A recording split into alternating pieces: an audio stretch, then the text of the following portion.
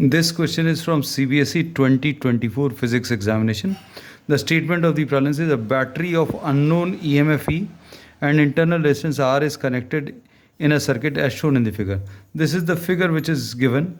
This is diagram which is given and we have redrawn it. So I am covering up this diagram just to save space. When the key K is open, अब जब अभी हम लोगों ने K को open रखा, the voltmeter reads 10 volts and ammeter reads 0 amperes. In the closed circuit, the voltmeter reads 6 volts and the ammeter reads 2 amperes. One by one, we'll be writing down the observations. अब सबसे पहले इन्होंने बोला K is kept open. K को अगर open रखेंगे, K को अगर आप ओपन रखेंगे, then no current flows through the circuit. मतलब इसमें से कोई भी करंट फ्लो नहीं करेगा. टर्मिनल पोटेंशियल डिफरेंस और ईएमएफ में जो रिलेशन होता है, terminal potential difference is equal to E minus I R. आप डायरेक्टली भी यूज़ कर सकते हैं इस रिजल्ट को, या फिर अगर आपको कैलकुलेट करना है तो यहाँ से स्टार्ट करके यहाँ तक जाएंगे.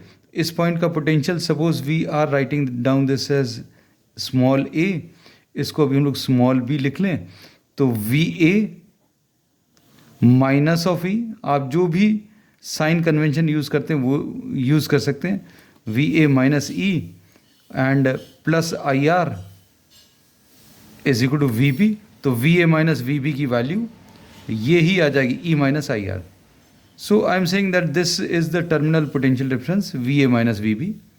और इस रिजल्ट को अभी आप डायरेक्टली यूज़ कर सकते हैं, V is equal to E minus I R. अब first observation, when K is open no current flows. When the key K is open, the voltmeter reads. अब वोल्टमीटर की जो रीडिंग है वो 10 वोल्ट्स है, पहली चीज़. And the ammeter read 0 ampere, मतलब current through the circuit 0 amperes.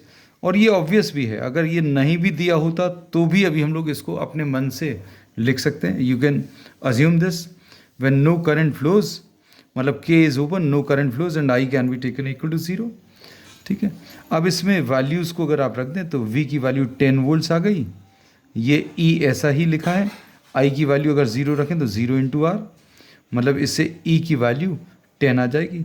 So this is the answer to the first part, that E is equal to 10 volts. अब इसमें इन्होंने क्या बोला, in the close circuit. Now they are saying that the circuit is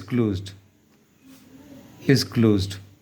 अब circuit को अगर close कर दिया तो वोल्टमीटर की रीडिंग 6 वोल्ट्स है. We are solving for the second part. Voltmeter की रीडिंग 6 वोल्ट्स है और एमीटर की रीडिंग 2 एम्पियर्स. अब इसमें करंट फ्लो कर रहा है, कितना करंट फ्लो कर रहा है ये हमें एमीटर में मिलेगा. And this I is given equal to 2 amperes. अब ये वैल्यूज़ रख दें, किस में रख दें, we are substituting all these values in the first equation. अब इसमें वी की वैल्यू 6 है, ई की वैल्यू हम लोग जिस इक्वेशन में रख रहे हैं उसको फिर से लिख लें, V is equal to E minus I R. V की वैल्यू 6 है, ई की वैल्यू हम लोगों ने पिछले स्टेप में निकाली 10 माइनस आई की वैल्यू 2 इंटू आर. इसको इधर ट्रांसफ़र कर दें, 6 को इधर ट्रांसफ़र करें तो 2r इज इक्वल टू कितना, 10 माइनस 6 आएगा. इसको 4 लिख लिया तो r will be equal to 2 ohms आ जाएगा. कैसे मिलेगा, तो 2r will be equal to 4, तो r की वैल्यू 4/2 यानी 2 ओम्स आ गया. So this is the answer to the second part. अब एक्सटर्नल रेजिस्टेंस बताना है, तो एक्सटर्नल रेजिस्टेंस अगर बताना है तो अभी हम लोग कहते हैं just try to find out the total current in the circuit.